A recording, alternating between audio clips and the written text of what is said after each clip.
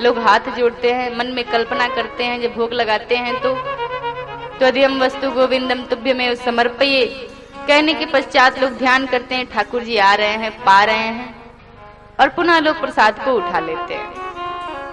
लेकिन नामदेव जी को लगा कि प्रभु साक्षात आकर के पीते होंगे। कहा ठाकुर जी दूध रख दिया है, आकर के पी लो। प्रतीक्षा किए 5-10 मिनट, बार बार कभी इधर देखे, कभी उधर देखें, कभी सामने देखें, कभी पीछे देखें कि ठाकुर जी किधर से आते हैं, दिखाई नहीं दे रहा है। 1 घंटे बीत गए। अब तो नामदेव जी को स्वयं ही भूख लगने लगी। दूध देख करके अपने आप ही लालच आने लगा। फिर विचार करें, नहीं पिताजी तो कह के गए थे कि ठाकुर को भोग लगाना है। नेत्रों में आंसू आने लगे। बार बार कहते हैं ठाकुर जी से, पहली बार श्रृंगार किया है, कोई त्रुटि हो गई तो क्षमा कर दो, लेकिन दूध पी लो, मुझे भूख लगी है। बेचारे ठाकुर जी कहां से आए। बार बार नामदेव जी कहते हैं, अच्छा ठीक है, मैं दोबारा तुम्हारी सेवा कर देता हूँ। दोबारा उनको नहलाते हैं, दोबारा सारा पूजा पाठ करते हैं, दोबारा फिर भोग लगा के कहते हैं अब तो आके पी लो।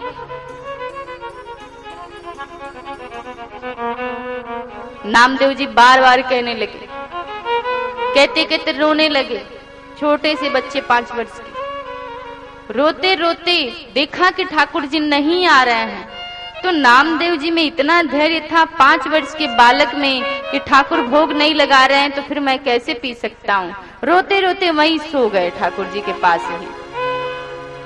ठाकुर जी ने देखा ये तो नन्हा बालक, पिताजी तो अभी 2 दिन बाद आएंगे, मैं यदि नहीं गया तो ये भूखा रह जाएगा। और प्रभु के नाम पे कोई भक्त भूखा रह जाए, ये प्रभु को बिल्कुल मंजूर नहीं है।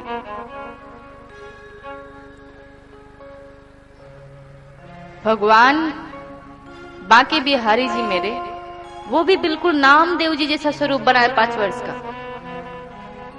आकर के लड्डू गोपाल की जगह ठाकुर जी स्वयं बैठ गए और नामदेव को उठाया, उठो भाई उठो। नामदेव जी की आंखें खुली, देखा सामने, कहा तुम कौन हो? कहा मैं ही तो हूं ठाकुर। कहा तुम ठाकुर हो? कहा हाँ। कहा इतनी देरी क्यों लगा दी? तब से प्रतीक्षा कर रहा था, नींद आ गई मुझे। ठाकुर जी ने कहा आज विलंब हो गया, आज के बाद से जब भी तुम मेरा भोग लगाओगे ना तो मैं विलंब नहीं करूंगा, ये दूध अपने आप खत्म हो जाएगा, तू चिंता मत करना। भगवान उठाए और नामदेव पे इतना प्रसन्न हुए, दूध उठाया तो सारा का सारा पीने लगे। नामदेव जी ने कटोरा झटक दिया। कहाँ ऐसे भगवान होते हैं कहीं? जैसे लग रहा है 1 दिन नहीं 28 दिन के भूखे आ गए हो, सारा का सारा दूध पी जाओगे। प्रभु ने कहा नहीं, मैं तो भूल ही गया था कि तू भी है। प्रभु ने आधा अपना जूठा दूध नामदेव को पिलाया। और जो ठाकुर जी के स्वरूप का दर्शन कर ले उसका फिर बात ही क्या। वही नामदेव जी जब बड़े हुए तो कुत्ते में भी कृष्ण का दर्शन करने लगे, ठाकुर का दर्शन करने लगे। तो कुब्जा लगाती है कंस को तिलक, लेकिन विचार करती है मैं अपने कृष्ण को लगा रही हूं। प्रभु सुंदरी कहते हैं तो कुब्जा कहती है मैं तो सुंदर नहीं हूं। प्रभु कहते हैं मैं मन देखता हूं और मन तुम्हारा अतिशय सुंदर है, मुझे चंदन नहीं लगाओगी? कुब्जा कहती है प्रभु रोज कल्पना करती हूँ कि आपको चंदन लगा रही हूँ, ऐसा अवसर फिर कब मिलेगा? हाथ में लिया और चंदन प्रभु को लगाया। प्रभु ने कुब्जा की पीठ पे हाथ रखा और बस प्यार से हाथ को फेर दिया। कुब्जा अतिशय सुंदर शरीर में आ गई। आकर के प्रभु की विनती की, बोलिए बाल कृष्ण भगवान की जय, बोलिए दीन दयाल भगवान की जय। यदि मन सुंदर है, मन ठाकुर जी को समर्पित है, मन में कोई कपट नहीं है, तो कोई भी बाधा है, कोई भी चिंता है, कोई भी समस्या है, ऐसा हो नहीं सकता कि उसका समाधान न हो, यदि मन ठाकुर जी को समर्पित कर दिया जाए तो। हृदय से आर्त होकर के प्रभु को याद किया जाए तो कोई भी समस्या विकट नहीं होती जब प्रभु निकट होते हैं। तो कुब्जा का उद्धार करके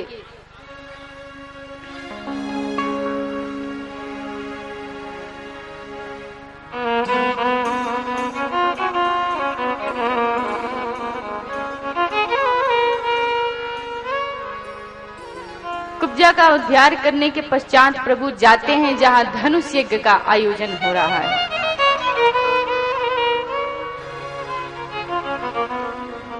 सारे राजा आए हुए हैं, कंस बैठा हुआ है दरबार में राज्य गद्दी पे। भगवान श्री कृष्ण जाते हैं, वो धनुष कंस को शिवजी के द्वारा प्राप्त है। कंस जानता है जिस दिन धनुष टूटेगा उस दिन मेरी मृत्यु निकट आ जाएगी। कंस जानता है कि धनुष का टूटना मतलब मेरी मृत्यु की घोषणा। भगवान श्री कृष्ण आते हैं, धनुष को उठाते हैं। धनुष को उठाया जैसे भगवान श्री राम ने धनुष को तोड़ा शिवजी के धनुष को, वैसे ही श्री कृष्ण ने शिवजी के धनुष को उठाया और लेत चढ़ावत खेचत गाड़ी काहू न लखा देखी सब ठाड़े। सब बैठे हैं लेकिन कोई जान नहीं पाया प्रभु श्री कृष्ण ने उठाया धनुष को और धमाक से तोड़ दिया। जैसे धनुष को तोड़ा कंस उठ करके खड़ा हो गया कि अरे ये देखने में इतना नन्हा, इसने धनुष तोड़ दिया। कंस की घबराहट बढ़ जाती है कि अब तो बस मेरी मृत्यु लगता है निकट आ गई। लेकिन राजमहल में बैठा है, सबको देखते हुए पुनः बैठ जाता है राज्य गद्दी पे। अंदर से पसीने छूट रहे हैं, हाथ पैर कांप रहे हैं कंस के, अत्यधिक घबराहट हो रही कि अब मैं क्या करूं। यदि ये सारे देखेंगे कि मैं इतना भयभीत हूं तो सब कहेंगे कि ये डरपोक है, डर गया।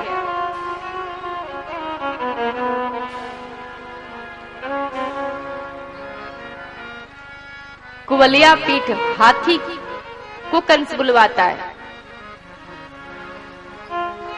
युद्ध करवाने के लिए भगवान श्री कृष्ण से। अतिशय बलशाली हाथी मथुरा का। प्रभु श्री कृष्ण उस हाथी से युद्ध करते हैं। वो हाथी माला लेकर के इस भगवान श्री कृष्ण के गले में डाल के प्रभु को प्रणाम करती है, नमस्कार करता है वो हाथी। पुनः कंस अखाड़े में बुलवाता है भगवान श्री कृष्ण को।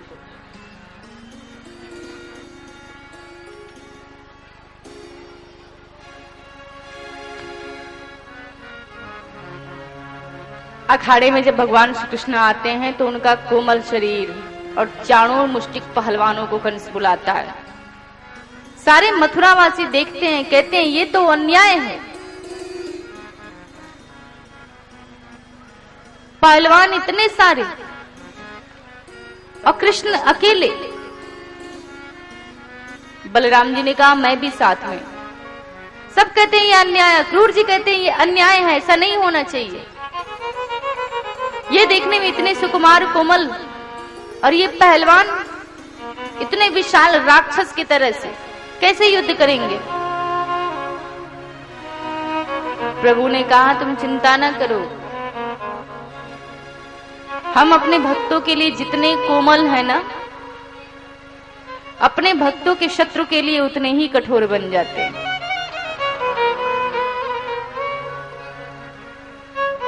प्रभु ने चाणूर मुष्टिक पहलवानों का उद्धार किया, उनका वध किया, युद्ध किया उनसे।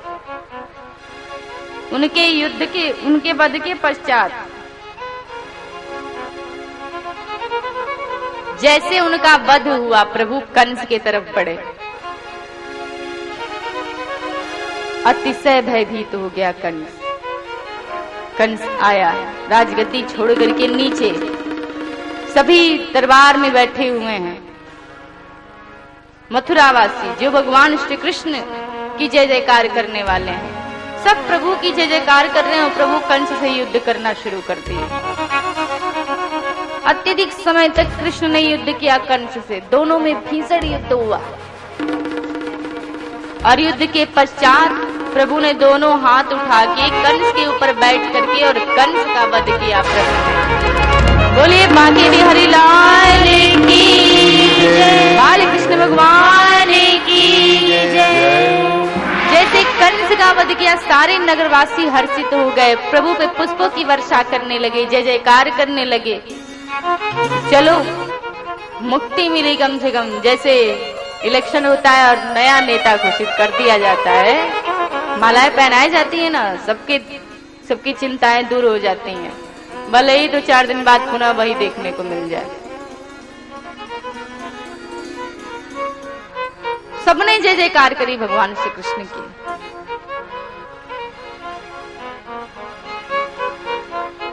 वहां से भगवान श्री कृष्ण और बलराम जी दोनों लोग, उनका यज्ञोपवीत संस्कार हुआ। तत्पश्चात दोनों लोग गुरुकुल में प्रवेश किए, संदीपनी मुनि के आश्रम में। यहाँ सुदामा भी है प्रभु के सखा, जो गुरुकुल में है। भगवान की जब शिक्षा पूर्ण हुई, प्रभु ने कहा अब मैं गुरु दक्षिणा देना चाहता हूं।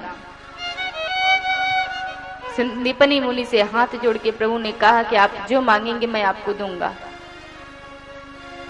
संदीपनी मुनि कहते हैं मुझे कृष्ण तुमसे कुछ नहीं चाहिए, हाँ यदि तुम्हारे गुरु माता की इच्छा हो तो जाकर के पूछ लो, यदि उसकी कोई इच्छा है तो उसको पूरी करो। गुरु माता के पास जाते हैं, कृष्ण प्रणाम करते हैं हाथ जोड़ के, कहते हैं माता आपकी जो इच्छा हो मुझसे मांग लो। गुरु माता कहती हैं आज के 10 वर्ष पहले मेरा पुत्र लुप्त हो गया, उसका पता आज तक नहीं है, यदि कृष्ण तुम दे सकते हो तो मेरे उस पुत्र को ला करके दे दो। प्रभु उस पुत्र को ढूंढना शुरू किए, समुद्र के पास गए, ढूंढते हुए पुत्र मृत हो गया था, उसका कोई अता पता नहीं। प्रभु ने जीवित किया और वैसा ही पुत्र जैसा 10 वर्ष पहले था भगवान श्री कृष्ण गुरु दक्षिणा में ला करके और गुरु माता को दिए, पुत्र को लौटाया। बोलिए वृंदावन बिहारी लाल की जय। आज रुक्मिणी विवाह का अवसर है।